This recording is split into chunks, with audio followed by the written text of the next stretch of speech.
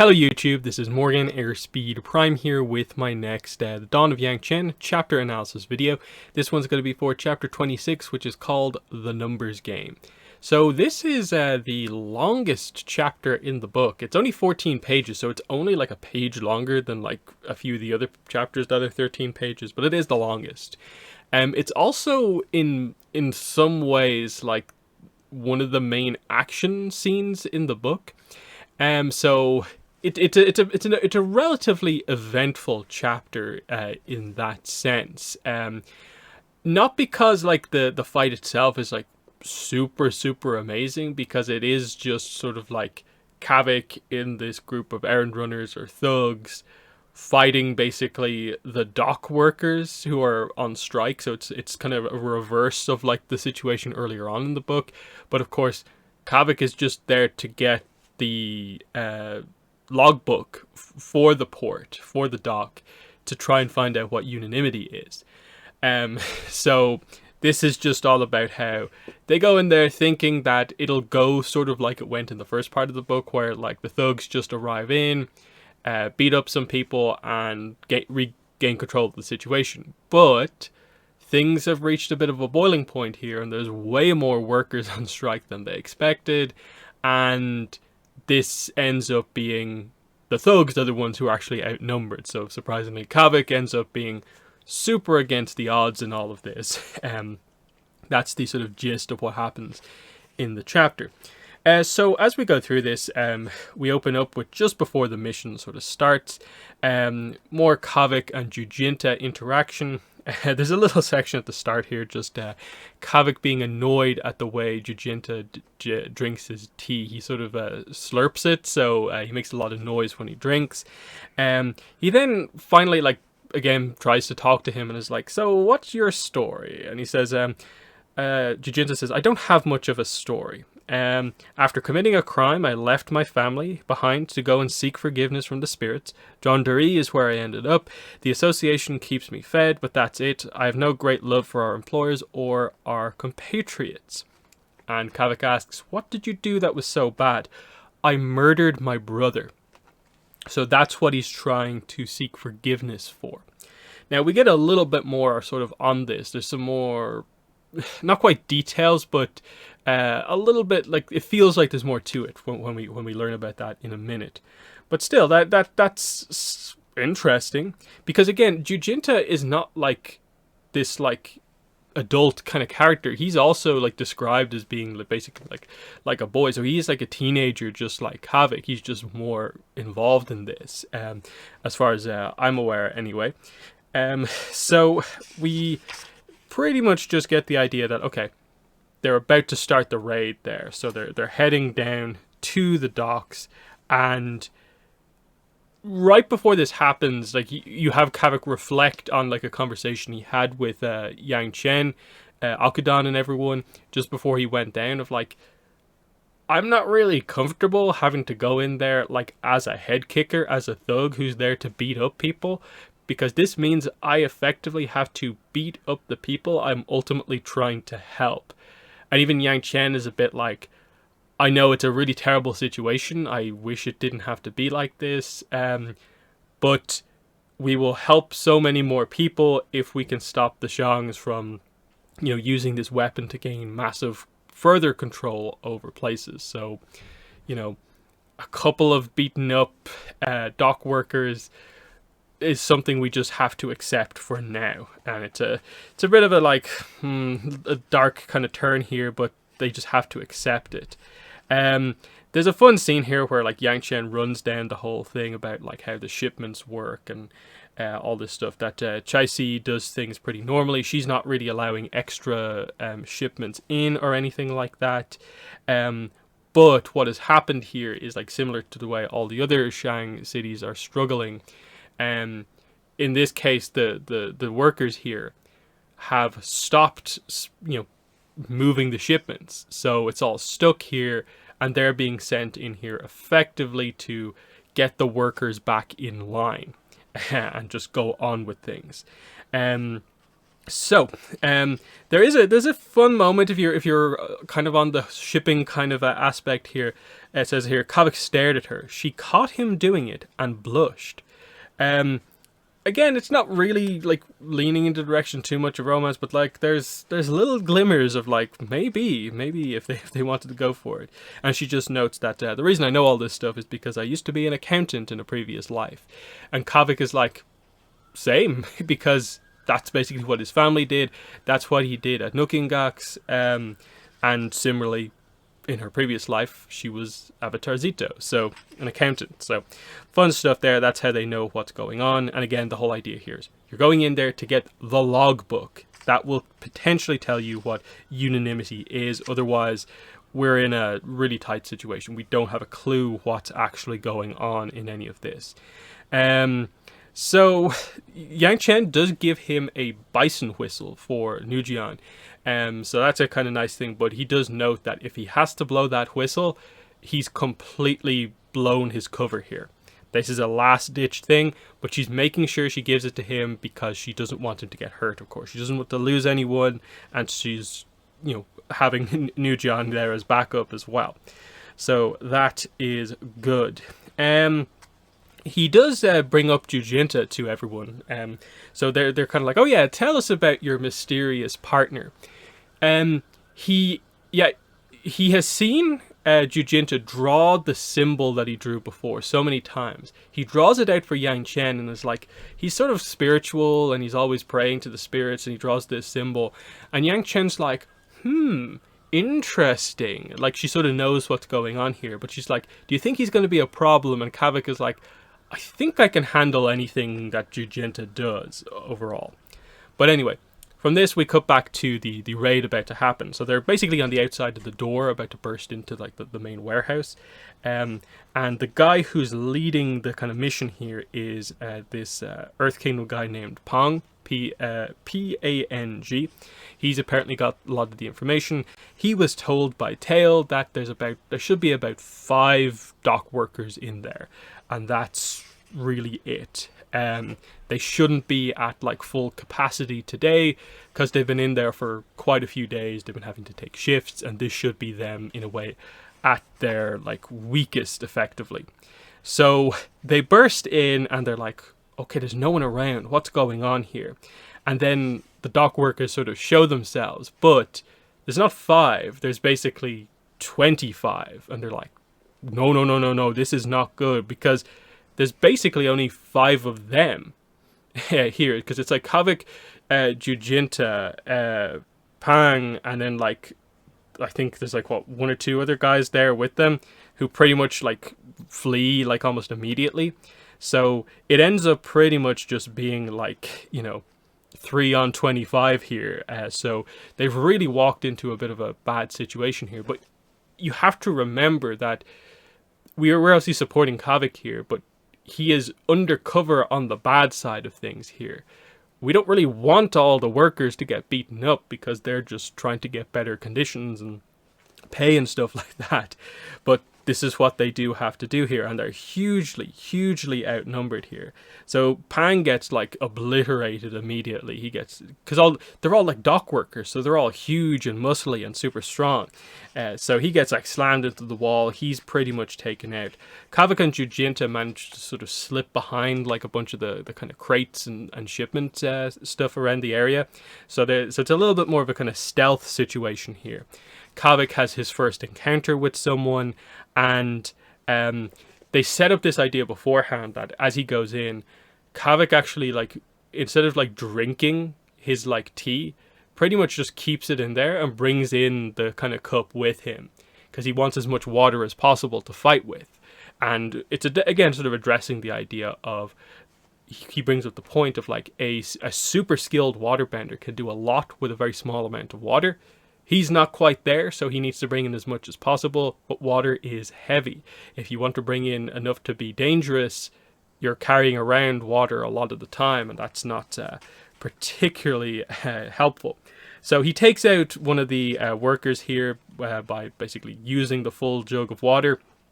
So it's described as like he sends the water and the jug flying into the guy. It breaks.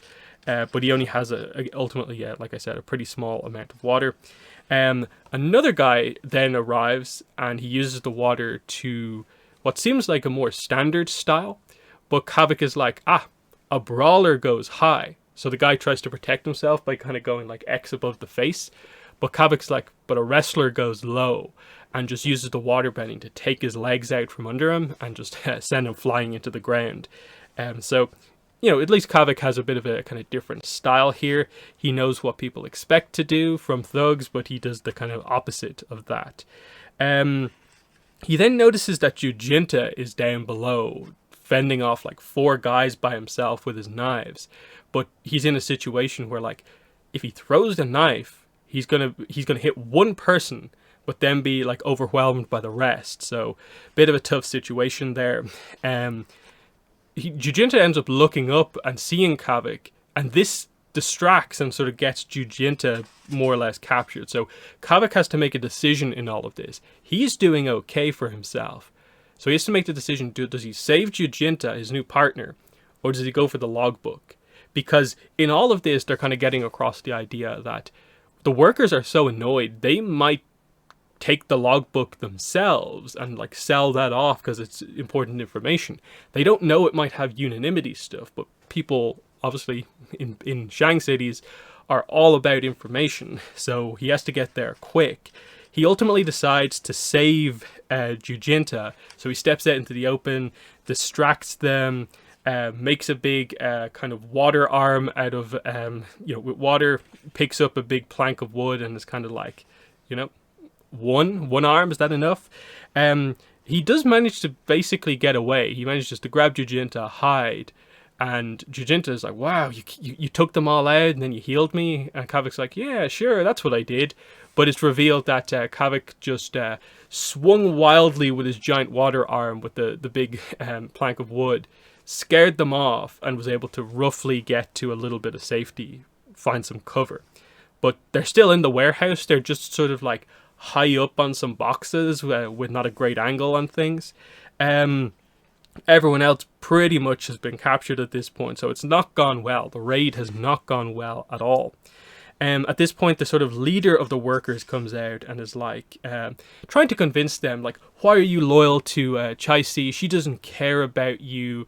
You're just coming in here, attacking workers and stuff like that. We're just trying to get stuff, better for ourselves. She doesn't deserve your loyalty. And he comes to realize, given that they're not answering, and maybe just the futility of the situation of just like, we're never going to actually, be able to negotiate with her. Nothing is actually ever going to happen. So he kind of slowly comes to this realization of like, we're not going to get what we want in the sort of ideal way. So in a way, let's go out with a bang. So it turns out he's a firebender. So he just sets a bunch of the wooden crates on fire. So the stuff that's being shipped is being set on fire. The whole warehouse is going to go up if nothing happens here. And everyone's freaking out except the workers. They're so annoyed that they're pretty much set on, yeah, we'll damage all this stuff, we'll get her in trouble. If she's not going to help us, then let's definitely not help her. But Kavik and Yangchen are like, what are they doing? Like, we need to do something like straight away, because they're almost willing to die for this cause at this point. So this is when they notice that like there is a reservoir of water, but it's in like a metal tank. And they don't really have any way to do it. Kavik tries to sort of crack it open with his water bending, but it's obviously the metal tank. He can't just do some sort of like water pull to break through the tank. Yangchen only has 2 knives left and is kind of like, I think I know what to do. Throws the first one, and it sort of it embeds itself in the tank, but it doesn't like pierce enough to make the water properly come out. And then he's kind of like, okay, this next one, I think I know what I have to do. I have to hammer it home harder here. And it's obviously pretty much a replay. This is what the other knife thrower did exactly.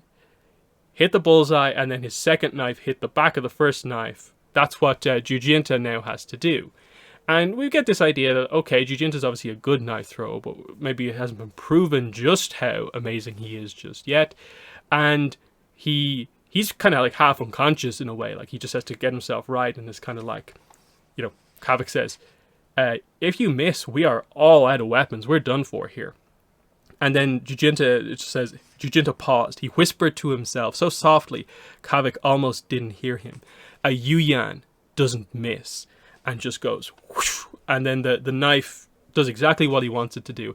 Hits the back of the other knife, pierces into the reservoir. The water begins to come out. Because there's a hole, Kavik is then able to pull the water out more heavily, and all of a sudden he goes from having barely any water to having a tank full of water, and suddenly the tables have completely turned. It's kind of like the only waterbender present, a king atop his mountain, and right now the king had a mission to complete for the Avatar. So this is now Kavik with enough water to be dangerous in this situation, of course.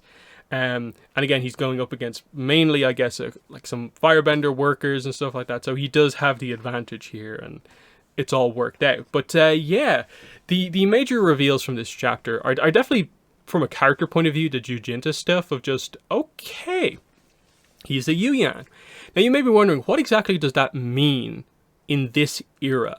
Because we have a few interesting stuff with the Yuyan archers.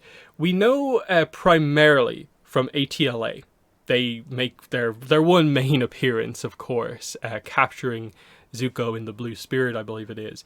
And we see that it's just this elite group of archers. They have the spread wings over their eyes. It's like a tattoo. That's the symbol that I believe Jujinta was drawing from before. They have headbands that have a orange triangle arrow on them, which I think was what Jujinta was using as the foundation to the geometric pattern that he was using to draw the thing in the first place. So there's some symbol connections here, full stop, and then just the idea of like, well, he's a skilled thrower, skilled archer, so it's just this idea of accuracy with a ranged weapon is sort of the talent of the Yuyans. Now, this is where I'll bring up the Avatar Legends role-playing game. In the Roku era, I believe it is, we are told about this character named Uzuku Yuyan. She's a female Yuyan, and with her, they basically describe the idea that she is this amazingly talented archer. Her skills are like an art form. It's spiritual in nature, this ability to be so, unnaturally accurate. And she is basically wanted by the Fire Nation kind of military to, in a way, hand over her skills, form a military unit, but she's unsure if she wants to let her skills basically change from being a more spiritual art to being one that will mainly be used as a weapon of war.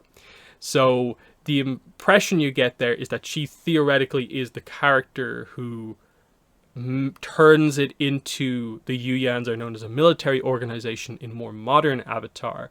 But going backwards, we find out that through her, and now through Jujinta, that the Yuyans is it's almost like a family or a clan, where it is a kind of family like ability type thing that has an element of spirituality to it, about being incredibly accurate, that the spirits seem to mean a lot to this, culture to a degree, in that, like he says in the chapter here, he murdered his brother somehow, and this is what he feels he needs to atone for in a way. And we'll get it as we go on, but the idea is that archery is ultimately key to the Yuyans, and Jujinta using knives is sort of meant to be an example of that. He feels he's not worthy of the bow, the main way to utilize the abilities of a Yuyan, so he uses knives instead, but he's still really good with knives. It's fascinating, what goes on here, because also, Kavik, when he does say to him, but kind of tell me about yourself, he thinks to himself, I have all these questions that I really want to ask him. Why do you work for the association? Why don't you have a top knot? What's with the rituals you perform at the safe house? Because it is noticed, it's mentioned a few times, he is a Fire National. He's from the Fire Nation. So why doesn't he have a top knot? Well, there's a sense of dishonor here, and then potentially, in a way we don't, I suppose, fully know, the clan he's from might not, follow that type of thing. But I think that the intent more is that he is dishonored because he killed his brother. The details that we get just before that, it says here, when he says a Yuyan doesn't miss, the word sounded painful for him to say. Barbs lodged in his throat. So it almost gives you the impression there that, like, did he, like, accidentally, like, kill his brother in the sense of, like, a Yuyan never misses, like, surely it's not true, and, like, he just lobbed something in a, like, glory throw, and it happened to, like, hit or something like that, and he considers it like, oh, I've misused the legendary abilities of our clan, this is now a major problem. I don't believe the book fully explains what happened. There is stuff with him later on. He actually comes in quite important towards the end of the book. So we're not, like, done with this character. He actually turns into more of, like, a kind of important, secondary character to a certain degree as we go on. So we learn little bits and pieces about him as we do progress. But I like what they're going for here in terms of giving us this insight into, okay, this clan has this skill, and it then, in the Roku era, changes from being more involved in a specific family or group to becoming a military organization. And I'd love to know more of the details surrounding, like, a few of these specific instances. And to some degree, you might be able to tie it into some of the other stuff that happens in the book later on. When it comes to making some of the big reveals, I'll maybe try and bring that up if I can. But yeah, other than that, the rest of the chapter is mainly the action stuff. So I do like Kavik and the exploration of the idea that, like, he doesn't want to be a head kicker. He doesn't want to be this more brutal style of thug. So this mission isn't really what he wants to do. But he's kind of forced to do it. He's now fully involved as being an Avatar companion. He feels this is what he has to do. And he goes ahead with it. Get the logbook, but everything seems to go wrong. He shows he cares by protecting Jujinta when he might have been badly hurt or maybe even killed. We see that, of course, the information going into the raid is a bit wrong, like drastically wrong. 5 versus 25, it's a pretty big mistake, of course. And then, yeah, just that reversal dynamic of, like, we're on Kavik's side, but we're going up against the workers, and it was a pretty brutal scene at the start of the book when Tain sent in the head kickers against the people of Bin who were just annoyed that he basically scammed them out of money. So nice kind of use of that in a different Shang city. That Chaisi apparently has her city more under control, but we can see that she is still struggling with similar things. For a place of trade like this to function, they need the shipments to go out. And so the workers being on strike, not wanting to do that, does affect things. And of course, the Shang way of resolving this, sending people to beat them up. So it speaks to, like, the same problems where this is what we are ultimately trying to solve. And, the chapter ends with the idea that Kavik gets the advantage. And again, it's this interesting sense where he always downplays his abilities, but he's better than you think. I don't think we're meant to view Kavik as being, like, a super, super high-end waterbender. But he could develop into one of them. He has a unique style. He is smart and intelligent. He probably just doesn't necessarily have the power of the best waterbenders. But, I assume Yangchen could probably give him some tips and it would really help him. So there's that interesting sense as well. So the action, I think, is solid without being absolutely amazing. Like, we don't see anything too impressive bending-wise. But just to get across that Kavik is now in control. The next chapter is very important. I really see this next chapter as being the sort of end of the middle third of the book. And we get this really cool cliffhanger next time out to set up the the rest of the book, basically. So look out for that one. I'll probably be doing that one tomorrow. But for now, this has been the numbers game. In the comments, let me know what your thoughts are on everything that happened in this chapter. But that has been the video. Thanks for watching, and bye.